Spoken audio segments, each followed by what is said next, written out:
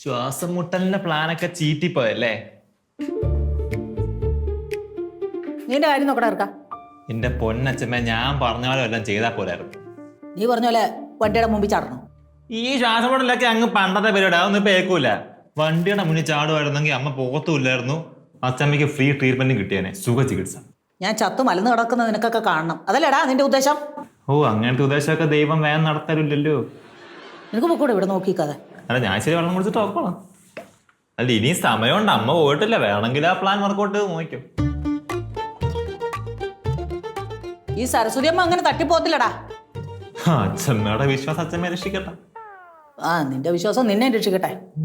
അല്ല, നിങ്ങളുടെ ഈ സാക്ഷരതാ ക്ലാസ്സിൽ നിന്ന് നിങ്ങൾ ടൂറൊന്നും പോകുന്നില്ല? അങ്ങനെ ടൂറൊന്നും പോണില്ല. ഒരു ടൂറൊക്കെ പോ, അതൊക്കെ അല്ലേ ഒരു ഫണ്ണ്. എന്റെ കയ്യിലാണെങ്കിൽ കുറെ വണ്ടികളുണ്ട്, ഞാൻ അവിടെ സെറ്റാക്കി തരാം. അച്ഛമ്മേ, ഈ ഫോൺ ഒന്ന് തരാവോ? നിങ്ങളുടെ ഫോൺ എനിക്ക് ഫോൺ കാണണ്ടേ? അച്ഛമ്മേ, ഇത് അപ്ഡേറ്റ് ചെയ്യാനാ.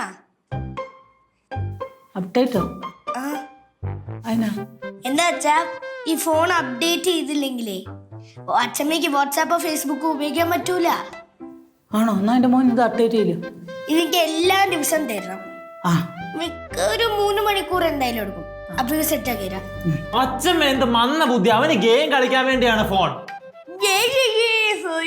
ചേട്ടന് എന്താ പറയാ, വാഴയും തെങ്ങിനെയും പറ്റിയല്ലേ അറിയുള്ളൂ. കുറച്ച് ടെക്നിക്കലായി ചിന്തിക്കണം ട്ടാ. ഇതൊന്ന് അൺലോക്ക് ചെയ്തന്നെ. അതൊക്കെ ഞാൻ എടാ നിന്നെക്കാളും നന്നായിട്ട് എനിക്കറിയാം. എന്നാടാ മക്കളെ, ഇത്ര വന്ന ബുദ്ധിയാണോ അത്? അവൻ വരെ വന്ന് പഠിച്ചിട്ട് പോകുന്നു. ഇങ്ങനെയാണെങ്കിൽ മുന്നോട്ട് എങ്ങനെ ജീവിക്കും? അവന് ഗെയിം കളിക്കാൻ അമ്മ ഇപ്പോൾ അവിടെ ഓടിച്ചു വിട്ടതേ ഉള്ളൂ. അവൻ ഗെയിം കളിക്കുവോ? അതൊന്നും ചെയ്യത്തില്ല. അവൻ എന്റെ അപ്ഡേറ്റ് ചെയ്യാൻ പോയിരിക്കുക. എന്നാ അങ്ങ് ടെക്ക് ചെയ്യട്ടെ, അല്ലെ ഫോൺ അങ്ങ് പൊട്ടി തെറിയൂല. അത് വിടും. നിങ്ങൾ പോകുന്നുണ്ടോ ഇല്ലെന്ന് പറ.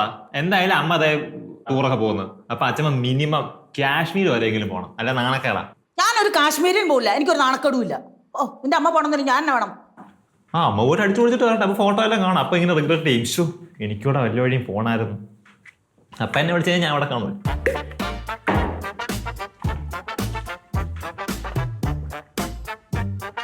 വേണമെങ്കിൽ പറഞ്ഞാൽ മതി, എന്റെ കയ്യിൽ കുറച്ച് ബസ്സുകാരൊക്കെ ഉണ്ട്. വേണ്ട, എനിക്ക് പോകണ്ട. എന്നാ പോകണ്ട.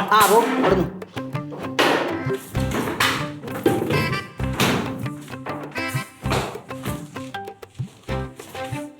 ക്ലാസ്സിലൊന്ന് പോയി സംസാരിച്ച് നോക്കുക, ചിലപ്പോൾ അവർക്കൊക്കെ ആഗ്രഹം കാണും. വയസ്സായ മനുഷ്യരല്ലേ, ഞാൻ ഒരു വണ്ടി സെറ്റാക്കി തരാം. വേണ്ട, എനിക്ക് പോകണ്ട.